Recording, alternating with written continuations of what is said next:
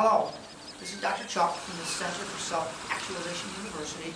This is a third article in a series of articles about self-actualization, video articles. And this question is, can a person be taught how to self-actualize, or is it just a natural process? My answer is yes. It is actually both.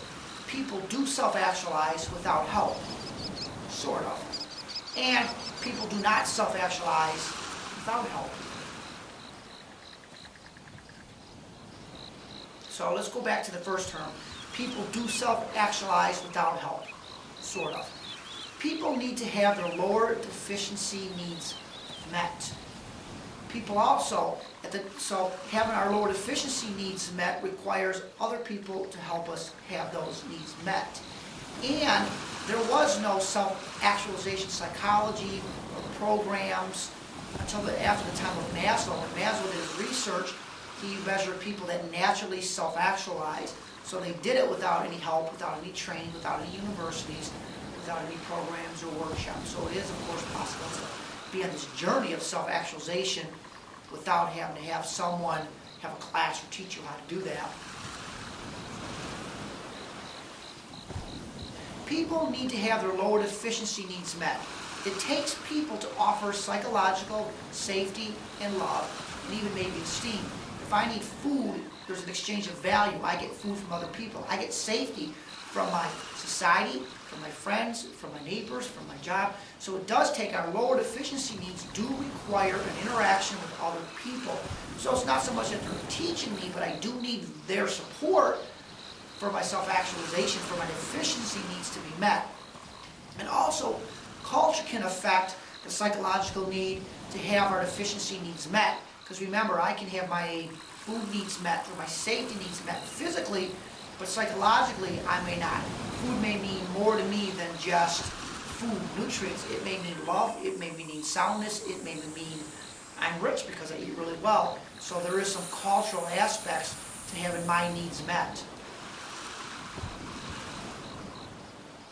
I had also mentioned there was no self-actualization psychology until Maslow did his research. You know, when Maslow studied other people, there was no teaching on self-actualization. The psychology at the time, you had psychoanalysis, you had behaviorism, you know, Abraham Maslow was starting a new humanistic psychology on the bright side of human nature, so there was nothing to help people actualize, and he found people that he believed were actualizing. Schultz found people that they believed were actualizing. And again, they did that without the help of workshops, without the help of universities.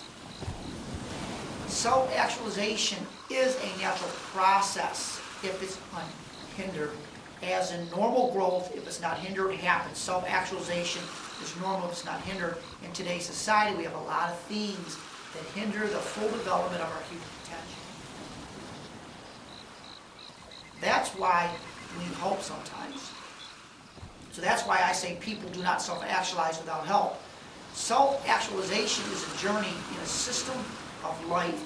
It is a journey when my physiological needs are met, when my psychological needs are met, when anything within a system of self-actualization, what we know now in the neurosciences, what we know about our molecules of emotion, all of these scientific studies that we have now help us understand about human nature, why we behave the way we do, and how we can change those beliefs. So, in a sense, we could use help today to self-actualize, to remove those barriers. And again, self-actualization is growth that's unhindered. And so, as a university, as any workshops that people do, as any psychology that people have, it does help for people to look at their cognitive distortions, look at how they map the world, look at their view of the reality, look at their eating habits. I mean, if I eat lousy food and I have a lousy diet, I have a groggy mind, and that affects my thought processes. So as we know more, we can teach more. Just like medicine, people want to naturally become healthy, naturally grow and be healthy, but we get sick. And when it gets so bad, we need a physician who may prescribe an antibiotic or any other type of medication. So we do use that help, and the same thing with self-actualization.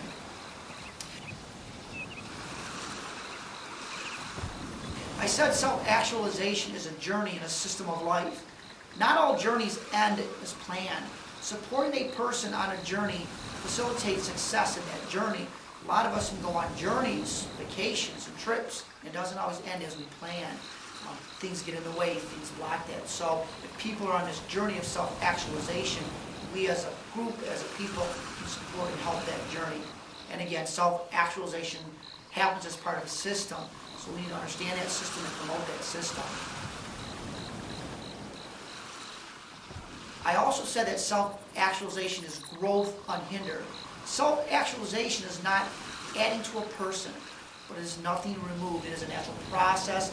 Things get in the way, so we allow for the growth, and for training or for teaching or for psychology, we find out what hinders that growth and we remove it from the individual so that they can be on that journey of self-actualization. And it is a natural process, as natural as any other growth process. From my hair to my teeth to my body as I grow, things can hinder that. If it hinders it, it stops it. The same with self-actualization. So that is the article. So self-actualization is a natural process. It becomes hindered, and so we can have help along the way, both helping our meeting our deficiency needs, as well as help outside of our deficiency needs to remove those things that block us and stop us. We need other people. Self-actualization, that journey, is a cultural thing, it's a social thing, it's a dynamic thing, and we do need each other. So in this article, it is both. Thank you very much.